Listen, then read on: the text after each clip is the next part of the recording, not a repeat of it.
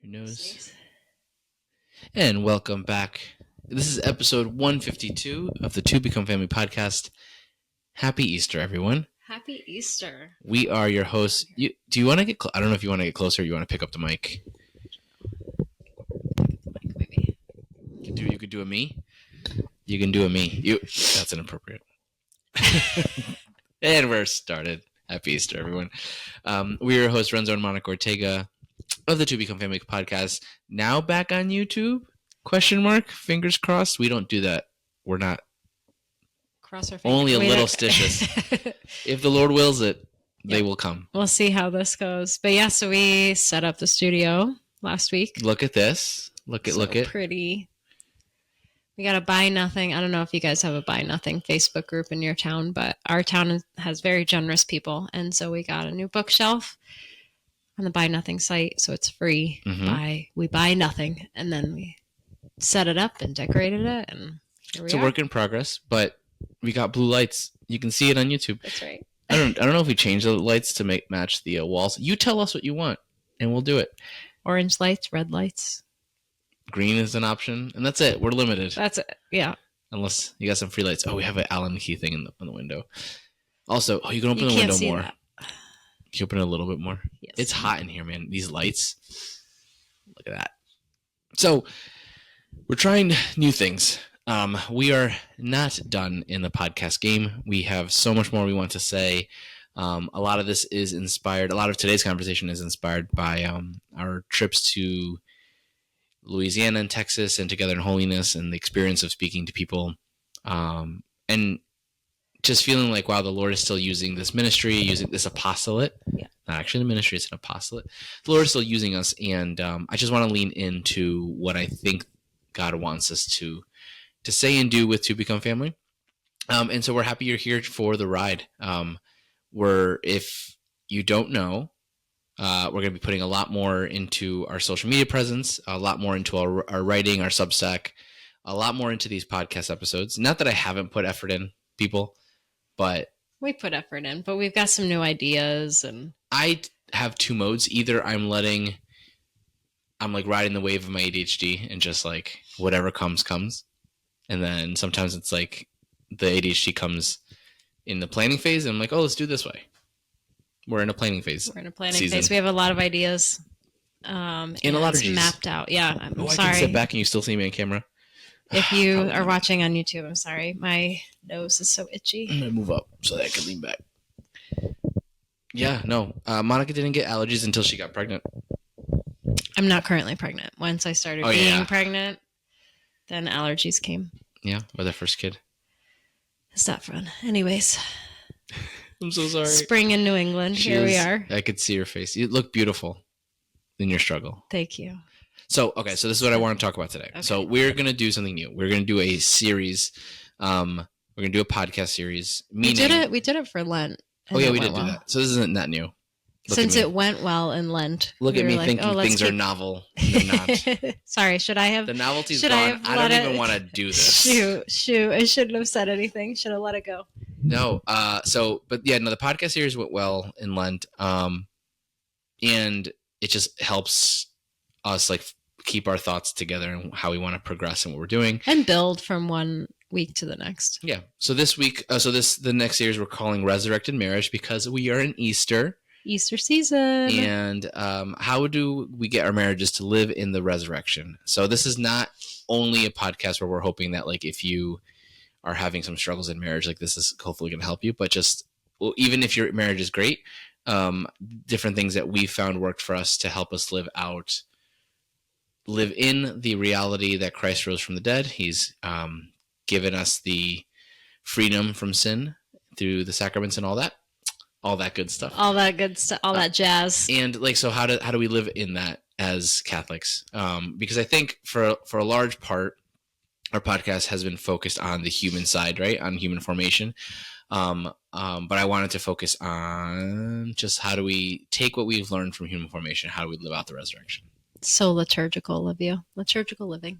No, I think... Great. I'm just trying to get me to quit. It's fine. Saying all the things.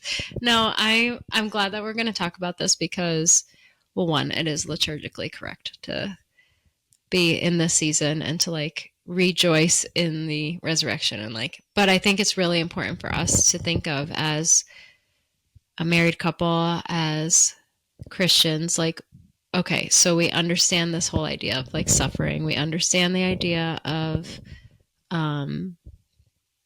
yeah, like Jesus died for our sins and things like that. But like, what does that actually mean for our marriage to live in the resurrection? Like, how can our marriage benefit from that part of the gospel message? I'm my own worst Why'd enemy. you make a face like that? Because so yeah. So if you notice on YouTube, if we move the mics away from our faces, I'm sniffling. it's because we're breathing. So I don't want to breathe into the mic. We're not right now. We're holding the mics because we don't have mic stands and this and that. We'll get that eventually, if you support us. But so there's a video, a super old YouTube video, Chocolate Rain. Do you remember that? Yes. So like in it, Chocolate Rain. yes, that. So whenever when he's singing, he like moves away from the mic and like, and then he puts on the screen like it's because I'm breathing. So I looked at me doing it, and that's why I started smiling. I swear I was listening to everything you're saying, but that your facial expression made me feel otherwise. But okay, I was listening.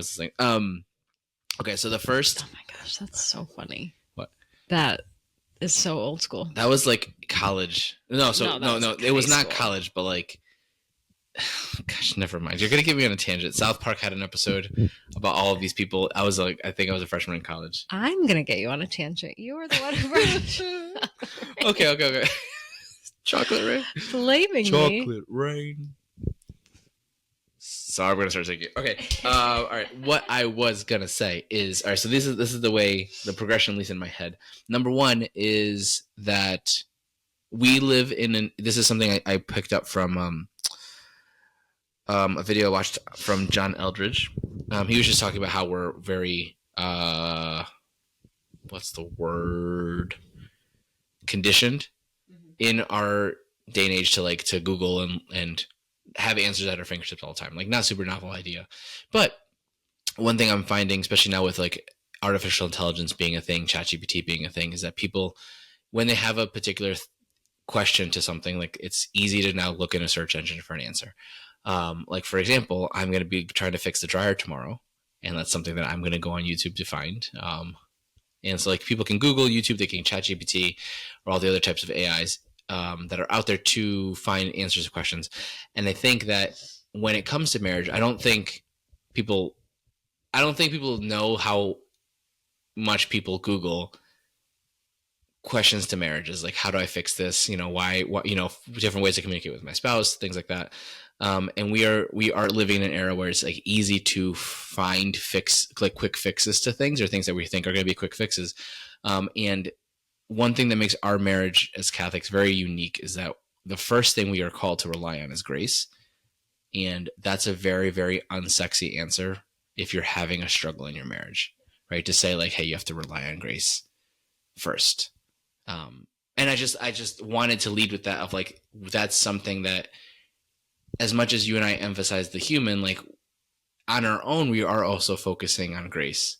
But I don't know if we talk about that enough. And I think that's something that needs to be more prevalent in conversations. And this is something I think you talk about a lot in the Together in Holiness conferences. When we go to speak, you focus on grace a lot, but I don't think we do so here as often on the podcast. Right. Well, because I mean, our podcast is aimed at like talking about the human side of marriage, of Catholic marriage, right? So that we are trying to share about like, okay, here's this great sacrament, but also it's bestowed on regular old people, and we do what we do. Old people. Sorry.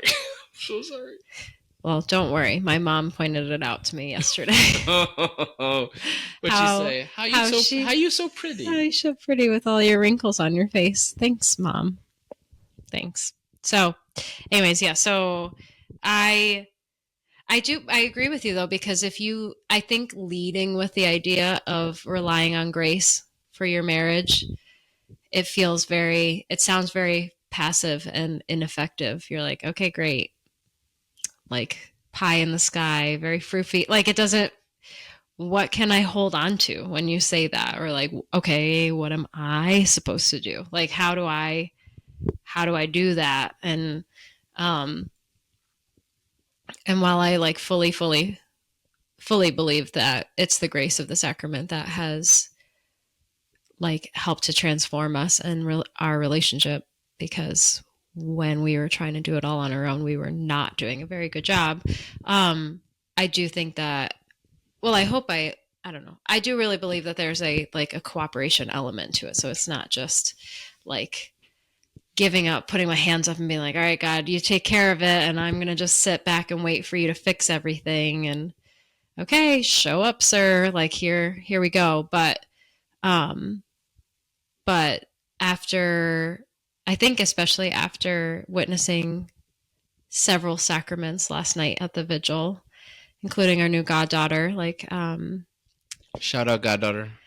yeah, hopefully she's not listening. She shouldn't be listening yet.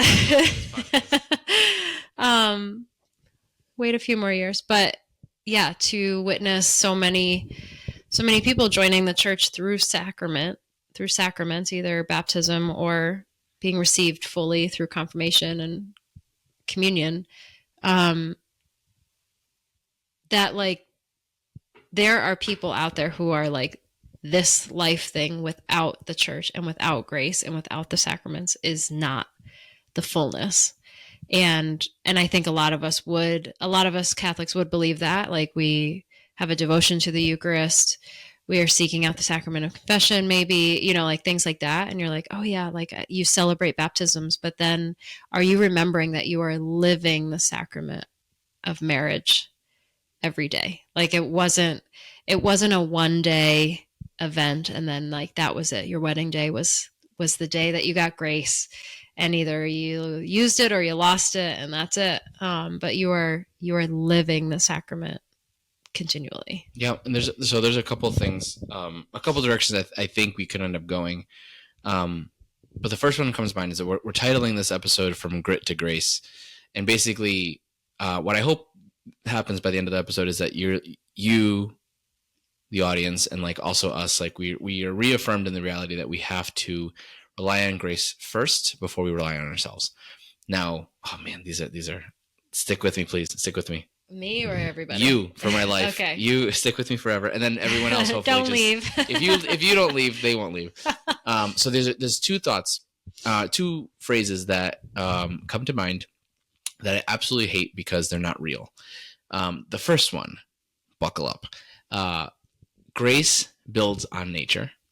That's the first, and that's you hate it, and it's hate that not phrase because that's typically attributed to St. Thomas Aquinas. He did not say that. Oh, okay. The second one is the I think this is commonly attributed to like a ton of saints, like Augustine. I've heard this attributed to Ignatius, of pray as though everything relies on God, work as though everything relies on you. Okay. I've heard those two things. Have you heard those two? Yes, okay, I've heard them as well. Have you also heard the if you want to change the world, go home and love your family? Mother Teresa never said that. But that's not that. We'll table that one for. I've said that before, and this is how we lose listeners. There's also one for Benedict, and you hate it. Gosh, the world offers you comfort. If you weren't made for comfort, you were made for greenness. He never said that. We'll have a whole episode on things. I've said this before. Trent Horn has a book that is all about things the saints never said, and it's his worst selling book because no one wants the bubbles burst.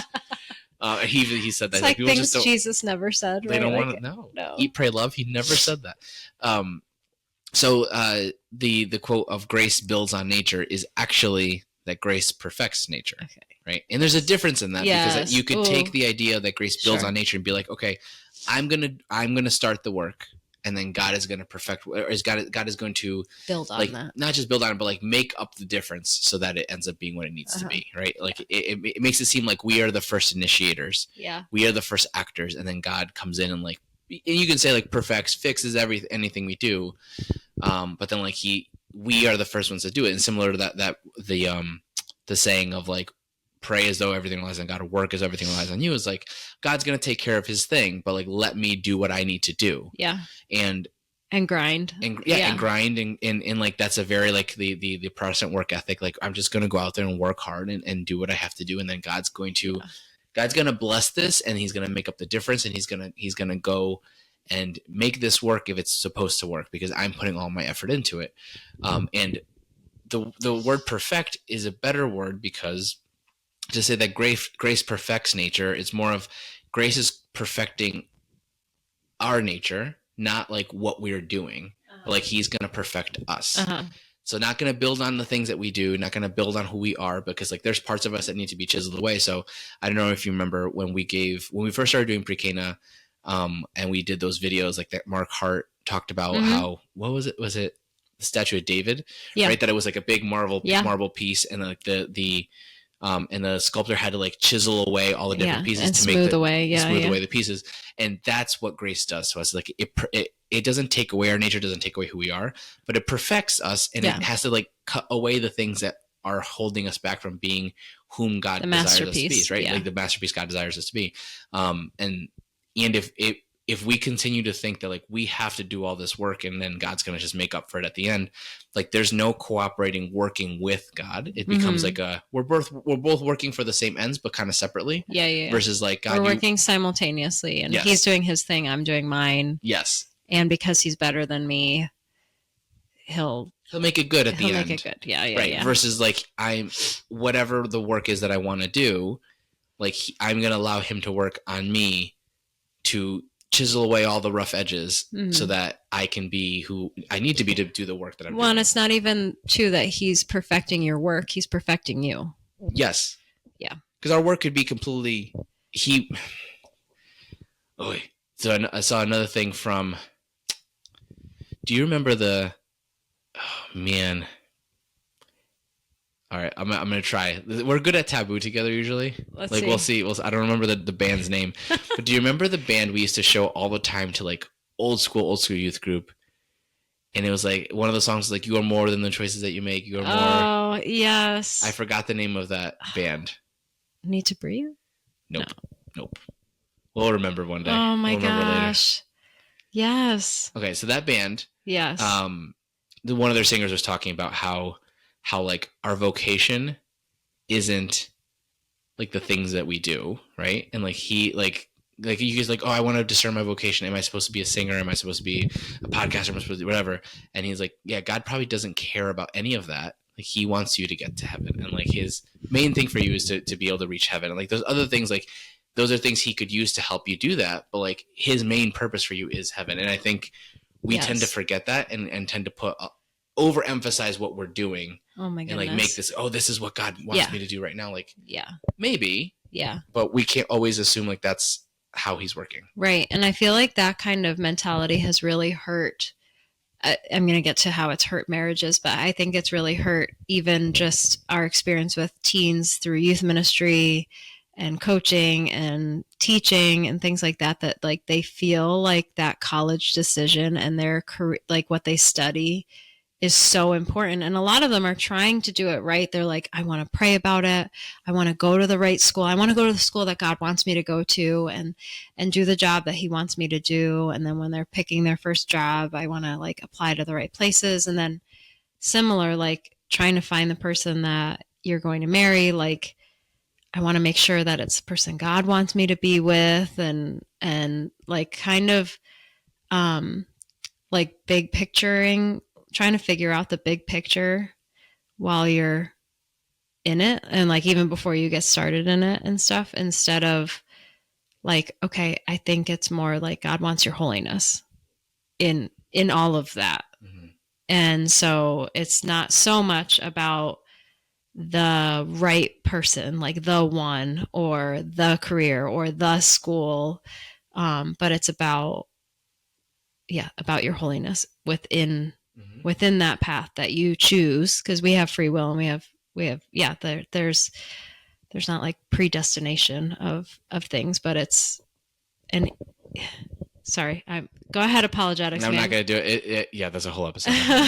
No. But like, he is wanting your virtue, and he's wanting your participation in that, and he's wanting you to like ask him in each step of the way, in each step of the process, like, what is your will and what do you want me to do here right now?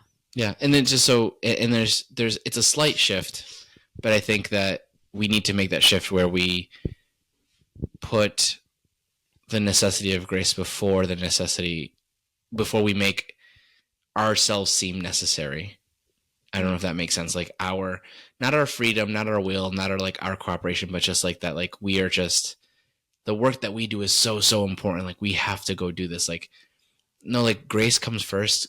Our holiness comes first. Whatever God wants out of us needs to come first. So like, that means a lot of other things that we have on the table should be disposable, because he may want to cut those things away in order to make us better. So as opposed to grit and grinding mentality is just like, no matter what, like I'm not, like I have a bracelet on right now that says nobody cares, work harder, from Cam Haynes. He wears that sweatshirt whenever he teaches the mom's kickboxing class. No, and yeah, I do that. But like, so painful. Like, so like in my life, like when it comes to virtue building and growth and discipline, like I absolutely, I need that kind of. I need that, but like motivation. I need that motivation. And that's a reminder for me. Nobody cares, work harder. Like I'm full of excuses all the time. I am not an alpha male by any stretch of the imagination. Like I am fully aware of what my weaknesses are. When it comes to like to bettering myself on a human level. But to me, and in my mind, like that is a response to grace. Yes. That God has worked in me. It's not like a self-actualization that like I started on my own. And I think a lot of times like like a lot of young men and a lot of families, like I've seen people are again, they put God in like, you are going to help me here and I'm going to help myself here. And like and that like God's not going to do this for me. This is the part I have to do. Well, regardless of how he's going to do it, I'm going to go grind forward, right? And then he'll show up at some point. And I think that has to shift, because then marriage becomes a like, let me, back to the Google mentality, like let me figure out, okay, if we really nail down our 5 love languages, like then things are going to be okay. Like if we really figure out our play personalities, then things will be okay. If we really figure out how we, how to make sex work, like then things will be okay. And like, no, because like no matter what, your human effort is limited. Yeah. Your power is limited. Like you can't do this on your own. And it's not for us to say that we don't think those things are like important or things that you should consider and factors that you should address. But yeah, it's like the rightly ordering of this equation, like putting all of these pieces in the right order, because if we overemphasize the human side of marriage, then we are hugely going to be lacking the sacramental part of the marriage. And that is what is actually supposed to be. And we had that disordered earlier in our marriage. And that is why we struggled so much. And like for anyone that's new here, like we got really close to the idea of like, oh my goodness, is divorce wait, no, we can't do that because we're Catholic. And like, we were at that point of like, I think a lot of couples would consider it. And we were afraid to admit that we were probably like at that point. And our prayer lives were crappy. Yeah. Like our joint prayer lives was not existent. Our joint prayer life was non existent, and our individual prayer lives were terrible. We went to mass and that was about it that we did together. Yeah. And we were doing like youth ministry. Yeah, we were still doing outward ministry, but like we weren't. And so, sorry, keep going before I jump in. But I think that we were trying so desperately to figure it out just ourselves. Like, what are we doing wrong, and what do we need to fix so that this doesn't suck so much? Yep. And I think, and what ended up happening for us is that God allowed us to continue down the spiral that was based on our self-reliance, right? You continue down the spiral. And then until we allow grace to step in. So the catechism, because I pulled out different things from the catechism just to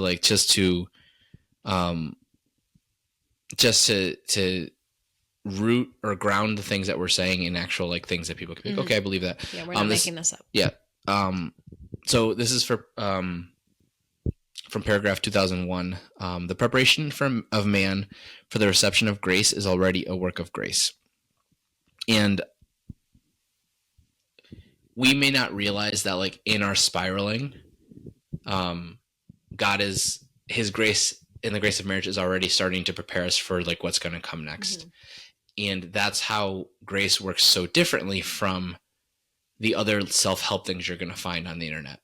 or even self-help things that we might say, like if we talk about like communication, like you could put a strategy in and be like, wow, that was a lot better, and like suddenly it feels good, like, oh, this is working well. Whereas like grace is very different. Yeah. Go ahead, keep going. Okay, so, and this is from paragraph 2005. So this is, again, grace being very different.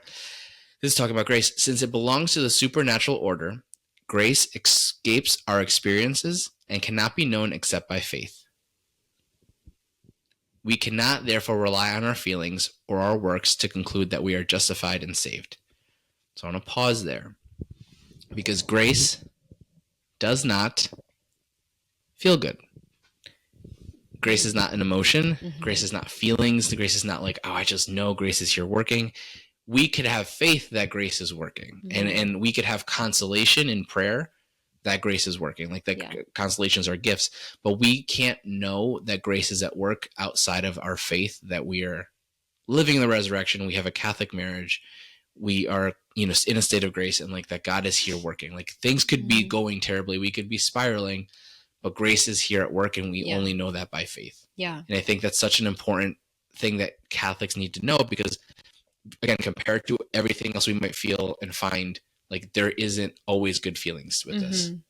Right. I think that's so, so important too, because like when you get to a place like that in your marriage, when you feel like, I don't know what to do next, like that is a grace in itself, of like that admittance, that like getting to that point and being like, I don't know what else, like to kind of like get to that point of like, I've reached my limit, and God's like, yep, you have, like, and here I am, and grace actually exists.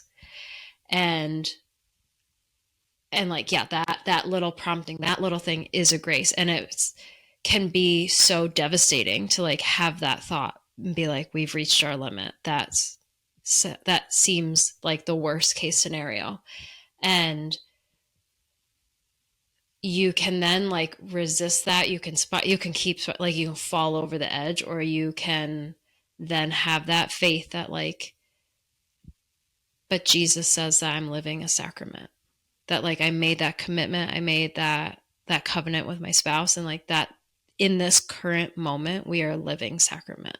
And to like choose to have that faith, whether or not it feels good, whether or not you feel consolation in that like choice, it is actually at work. Right. And what changes then is that you come to believe by faith that you are not alone in whatever current struggle you're having, because grace is at work. God's life is at work, and in you and in your relationship, in your marriage.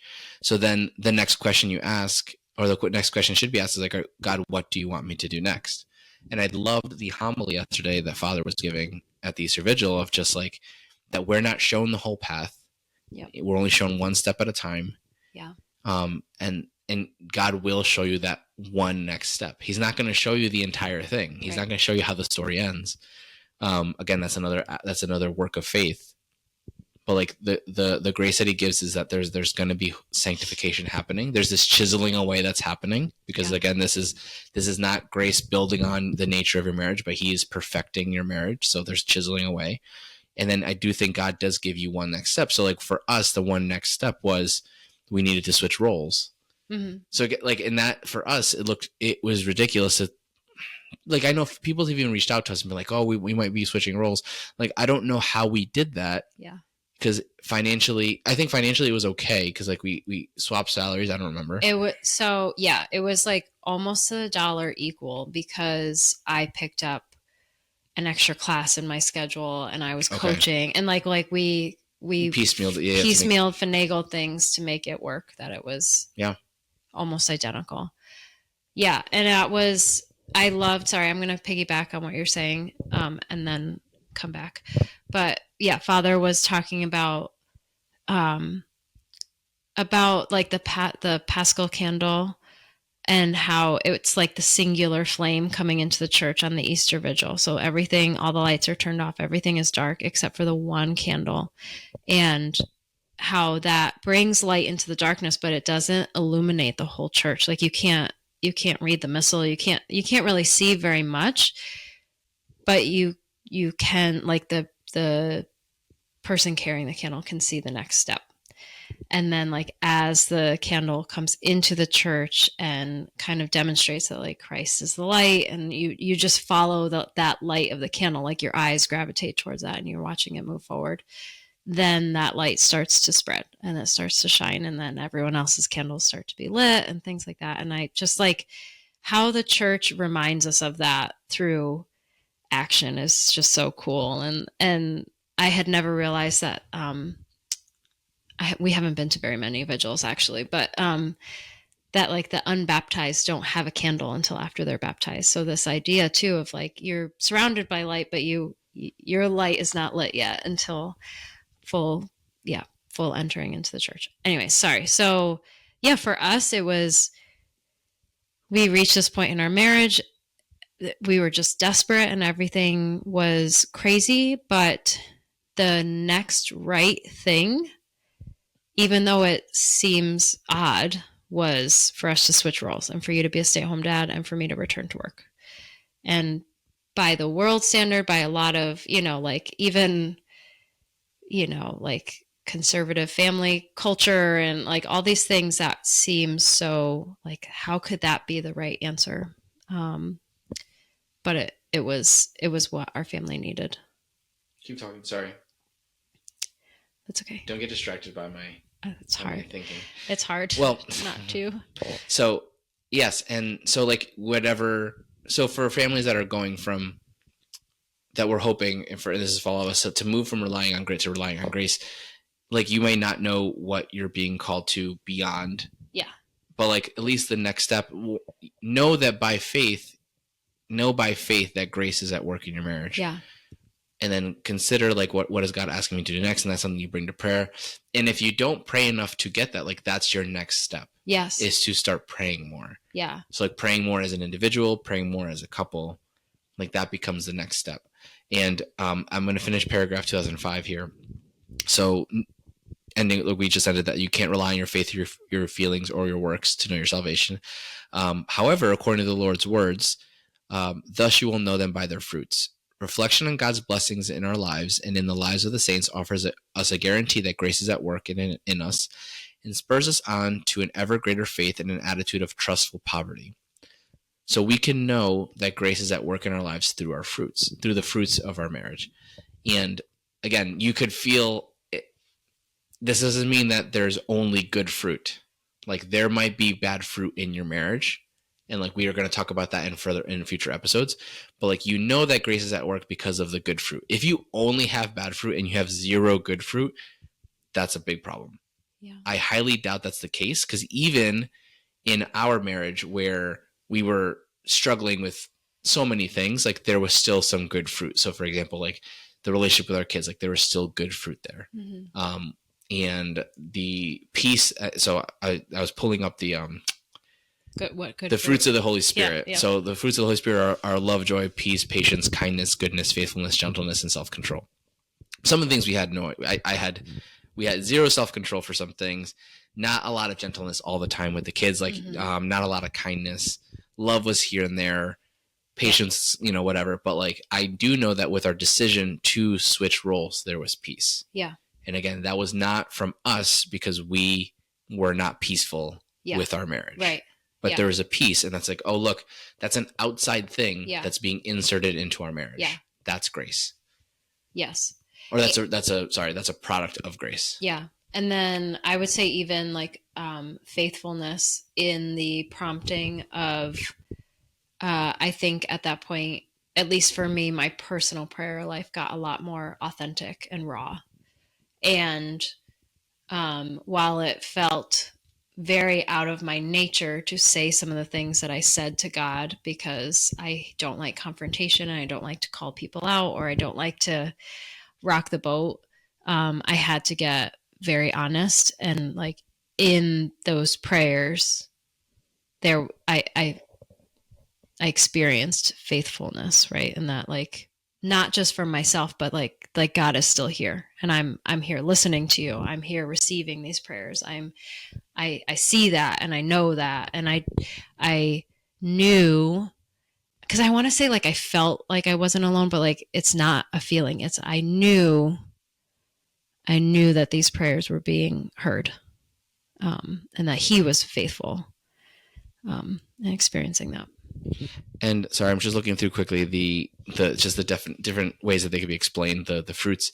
I do think during that time I experienced a new share of goodness. So here, goodness, it says, is moral excellence, a life characterized by righteousness and integrity. And I think that like God really did tear me down to rebuild me during that time. Mm-hmm. And he, like, we were talking to our kids a couple days ago. We read all 5 of them the book Good Pictures, Bad Pictures, Junior. And we just, the older ones had more questions now after we read Good Pictures, Bad Pictures. And one of the things we explained is that, like, hey, Daddy saw bad pictures when he was really little. He was 7 years old, and like that was, you called it brain poison or picture poison, I think he called it in the book. And just talk about like how that affects your brain. It's not good for you. And then you talked about how like Daddy had to do a lot of work to build a lot of virtues. So like, he doesn't have this, he doesn't struggle the way he used to with what that did to his brain. And our oldest was like, oh yeah, Daddy did a lot of work. And I think that, like, we've shared in other episodes, but like this time that we switch roles, like that's where a lot of that rebuilding happened. Mm-hmm. And again, we did, like, the confirmation that the next step was the correct step was like, oh, look at these fruits that are coming. Yeah. Right. Suddenly there's different good fruits in our lives that weren't previously there. Yeah. And then we started being able to address the bad fruits. Yes. And I think that none of that was possible on our own. Again, like I just want to reiterate that, like, this was not like a put your head down and just grind through it type thing. Cause like you could have done that. We could have done that and ended up with an even unhappier marriage 10 years down the line. Yeah. Like this was definitely a we have to surrender. Yes. And do one step at a time and just receive the consolation and confirmation. Like, look, good fruits are coming up. Grace is at work. Yes. You just have to keep going. And so like, yeah, these opportunities, this constancy of grace, but then sometimes these promptings, these invitations to then respond to grace and to participate with grace, was like, okay, like here's this idea to switch roles. And then you have to say yes to that. Right. And that, and then within the switching of roles came different opportunities for us to, again, continue to participate in grace. You've shared it before, but like being invited to go to daily mass with friends, which stemmed from invitations to the park, right? And like it started with park, and then it was daily mass. And for me, like I'm actually like flashing back now, and I hadn't really thought about this consciously, but with the job that I went to, there was an adoration chapel, and I started going to adoration every morning, and just praying just for a little bit before the school day started, because that wasn't something that I was able to do, or I at least didn't take advantage of the opportunity to do that beforehand. And so again, like this is God's grace that comes first, and then our participation. Like, what are we going to do with it? And how are we going to like allow that grace to infiltrate our lives? Yeah. And in full circle with the comment I made about the band that we don't remember. So like, was it ultimately God's will for me to be a stay-at-home dad and for you to work at school? Like, we could say yes, because that's what happened. That's what happened. However, I think more of what God desired was for you to return to prayer in the way you did, for me to be open in prayer the way I was, to be starting to go to daily mass, to start building true devotion to him, for you to start building true devotion to him.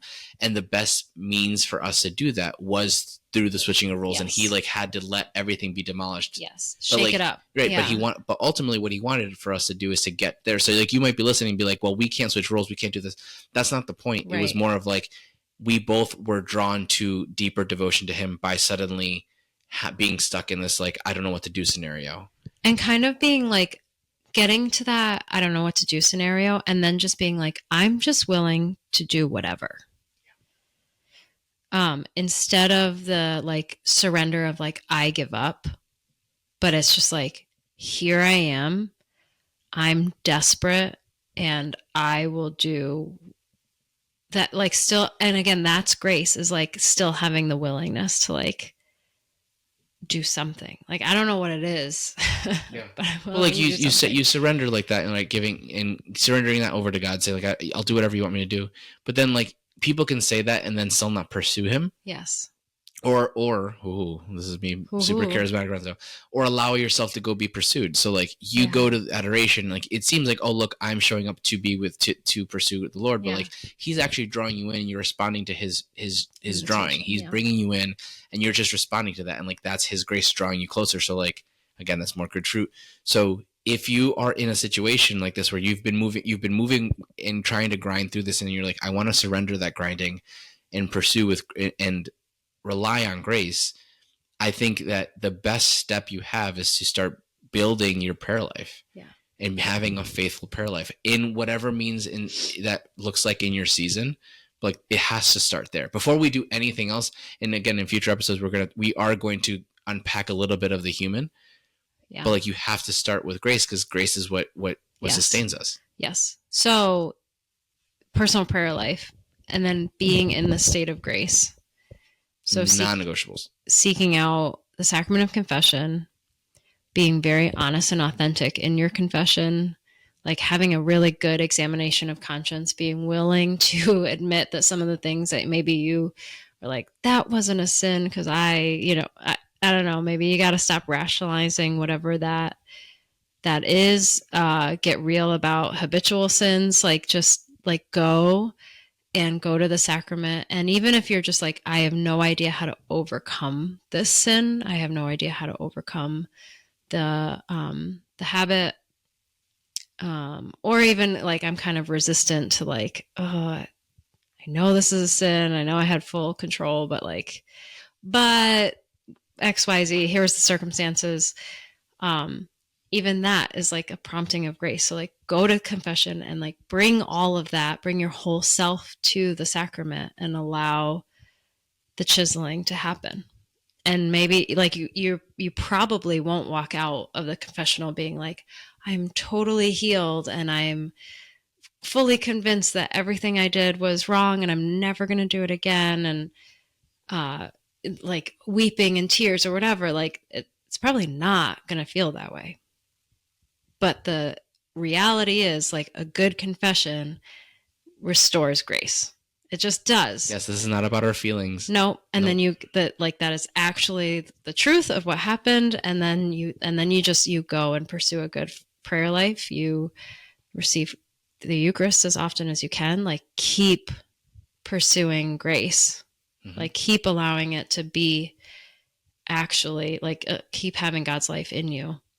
Yeah, and so this is not a situation, and like in this is with marriage in particular. It's not a situation where that you have to pray as though everything relies on God and work as though everything relies on you. Like no, you work and pray as though everything relies on God, and you have to rely completely on Him. Like that's how our Catholic life needs to work. Yeah. And you can take your works because you're like, I know I need to do something. And you can take your works and be like, Lord, I offer this to you. And like, make it what you need it to be. Make it what my life needs it to be. And there's plenty of work that you have to do. And we're going to unpack that in future episodes. But for today, I think the challenge that hopefully you leave with is start with the next step, which is building your own prayer life and pursuing grace the way Monica just described. Yeah. Reordering that idea and pursue grace first. Yeah. Which ultimately your pursuit of grace is a response to grace itself. So says the catechism. Not Renzo. Nope. Not me. Not making things up. So I think I'm going to start quoting catechism and other things more just so people don't think I make things up, because I don't. Chocolate Rain is real. Chocolate Rain is real, and let's look up the band. Okay. Oh, we're gonna end it on this. Oh, we showed this video to so many youth groups. Oh my goodness, yeah, and we had one skit, right? No. Oh, we did. We did our own one skit for a retreat. I remember like crafting it. 10th Avenue North. That's it. Let's go. That's it. What's the name of the song? You Are More. You Are More. 14 years ago it came out. Oh, yeah. 14 years of youth ministry right here. Old people here. I'll put that in the show notes too. Thank you everybody for being here. I like your wrinkles. Thank you, everyone, for being here. This has been episode 152 of To Become Family. For more from us, please go hit us up on Instagram at To Become Family. Check out our Substack, tobecomefamily.substack.com. And our goal in this Easter season is to create a lot more just to serve you. Not for ourselves, to glorify God and just serve you, because we do feel like God has given us gifts and abilities to say and spread the good news about marriage and family. So we're going to just keep doing it until you tell us to shut up. Please don't. I'm honest. You tell me to shut up. You could just kindly not listen. No. I need to know. We're This not is terrible. everyone's cup of tea. Tell me I'm not your cup of tea. And then it'll be over. We'll see you at the next episode. See you. Monica, see you at the next episode. Bye.